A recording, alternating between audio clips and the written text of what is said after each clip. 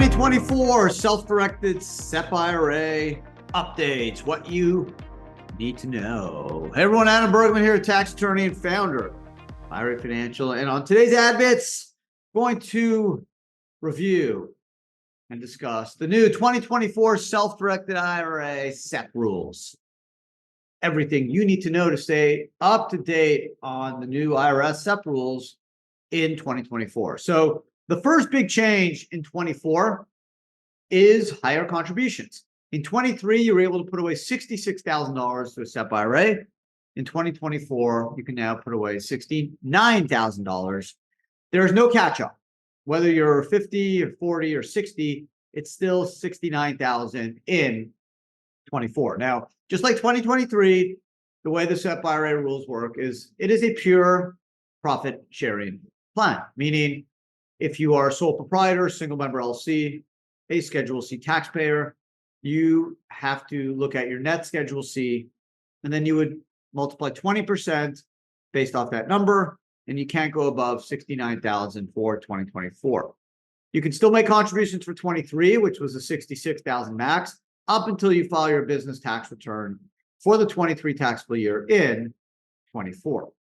If you're a W-2 or get a guarantee payment from a partnership or have a C or S Corp and get a W-2, it's 25% of your W-2 up to a max of $69,000 in 2024. So for example, if you made $100,000, you're over 50 years old or under 50 years old, have a S Corp W-2 100K, most you can put away is 25K. If you make 100K Schedule C, whether you're under or over 50 years old, most you can put away is 20% of 100K or 20,000.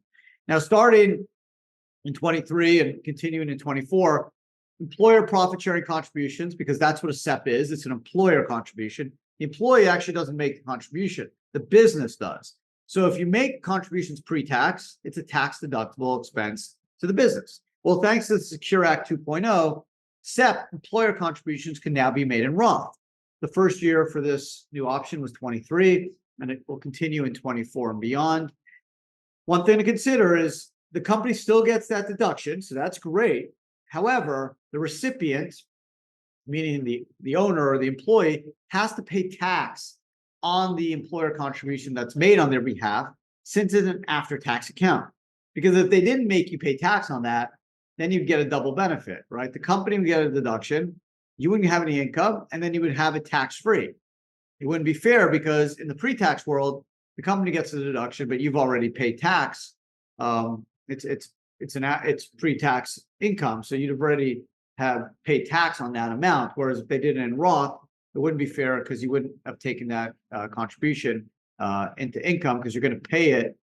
When the pre-tax, you're going to pay it when you pull it out. In the Roth, you're never going to pay it, so it would be a double benefit, and that's why they have to make you pay the tax today on that contribution. Whereas a SEP IRA pre-tax, you pay it out when you pull it out, when you take the distribution. So you got to kind of play around with the Roth. Some would say, okay, I'll pay the tax today because once I'm 59 and a half, the Roth's been open 5 years, I'll pull it out tax-free based off compounded returns deferral. I'm going to have a lot more money in 8, 16, 25 years than I will today. So I'd rather pay the tax on that employer contribution, let it grow tax-free.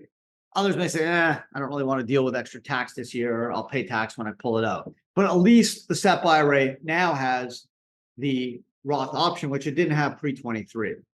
So that's a little interest. Still no loan feature, just like in 23 and 24, there's still no loan feature. Same rules apply. You got to be to offer eligibility if you have employees. Anyone that's over 21 that's worked the last 3 to 5 years. Okay, so if it's a new business and you don't have any non-owner employees that have worked 3 out of the last 5 years, you technically don't have to offer them benefits under the SEP, the profit sharing. You could, you don't have to. So the minimum compensation is roughly around the same, $750. Went up a little bit, but it's not really an issue. It's more about the 3 of the 5 years where there is some tax planning opportunities in 24, just like 23. One other thing to mention that I'm talking about with all IRAs and 401ks is the Corporate Transparency Act. It's a big change in 2024 versus 23. Thanks to FinCEN, if your SEP IRA owns a interest in an LLC, Okay, so SEP IRAs do not on its own have to, they're exempt. They don't have to file any beneficial ownership interest forms with FinCEN under the new Corporate Transparency Act. But if your SEP IRA owns an entity like a corp or an LLC, and the SEP IRA owner is a manager or president of that business, or it makes decisions, significant decisions on behalf of that entity, technically you have to report on a BOI the info of that person, not their ownership. Because the way the BOI and the CTA works is that if you own more than 25% of the entity, or you're making important decisions for that entity, you have to complete a BOI and report that person's information. But IRAs are exempt, so the ownership is not the issue, right? If your IRA owns 100% of an LLC and it's managed by a lawyer, you'd have to put the lawyer's information in the BOI because ownership of the IRA is not relevant. It's only the non-IRA ownership that the BOI is going after. But if the entity is managed or controlled from a decision-making perspective by the IRA owner, then you'll have to include the IRA owner info on the BOI. So that's something to keep in mind of. If you're a client of ours or you're going to be a client of ours, we'll walk you through all that. We handle all the BOIs for our clients. We'll do that in 24 for all our clients over the last many, many years that have set up structures like checkbook control LLCs or solo LLCs or corp IRAs. We will handle that. For all new clients, if you're setting up a self-directed IRA SEP, it's going to invest in an LLC through a checkbook. We'll handle the BOI. Don't worry about it. It has to be done within 90 days of the formation of the entity. So we got you. For all existing clients, you'll be hearing from us and how we're going to handle that as well. It'll be easy. You'll go on our app, complete some info. We'll take care of the BOI for you. But that's a big change in 24 that wasn't around in 23. So it's super important. Everyone's aware of it. There's potential, significant fines of $10,000 in penalties and, even 2 years in jail in the worst cases. So you want to handle this. We'll take care of it in the self-directed IRA LLC checkbook control space.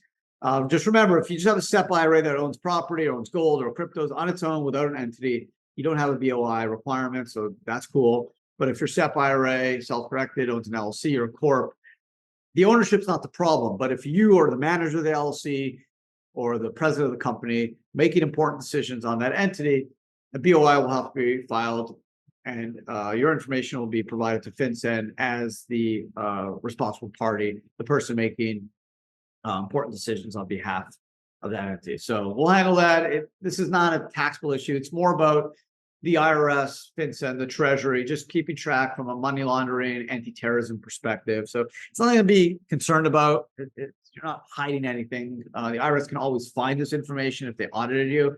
They just really want to focus on, protecting all of us from terrorism and really trying to prevent more money laundering. They feel like this is going to do the trick. I'm not sure because there's exemptions if there's, entities with more than 20 employees, 5 million in sales. Like there are ways where bad people can just invest in more profitable businesses and still do some really bad stuff. So I'm not sure it's really going to help, but it's right. That's what we got to deal with. That's what the rules are. So it's my job to explain everyone the rules, especially from a self-directed retirement standpoint.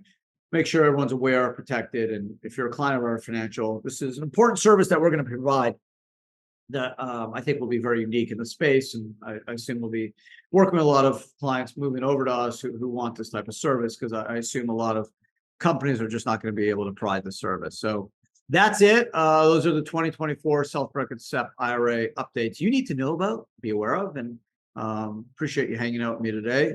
Hope you have a great rest of your day. Hope your New Year's going awesome. Thanks for hanging. This is a weekly podcast that generally drops every Tuesday, so check it out. Wherever you listen to podcasts, or if you want to watch it, you can check out our amazing YouTube channel, IRA Financial, and subscribe and get 3 podcasts and 3 to 4 videos a week that you can learn a lot from and kind of have some fun with and become a better investor and hopefully wealthier retirement investor as well. That's the goal. Learn some really cool tax strategies, retirement strategies, and just keep you in the loop of any changes in the law or things you need to be aware of. So enjoy. And if you have comments, questions, love to hear from everyone. Otherwise, have an amazing rest of your week, and I'll see everyone again soon. Thanks.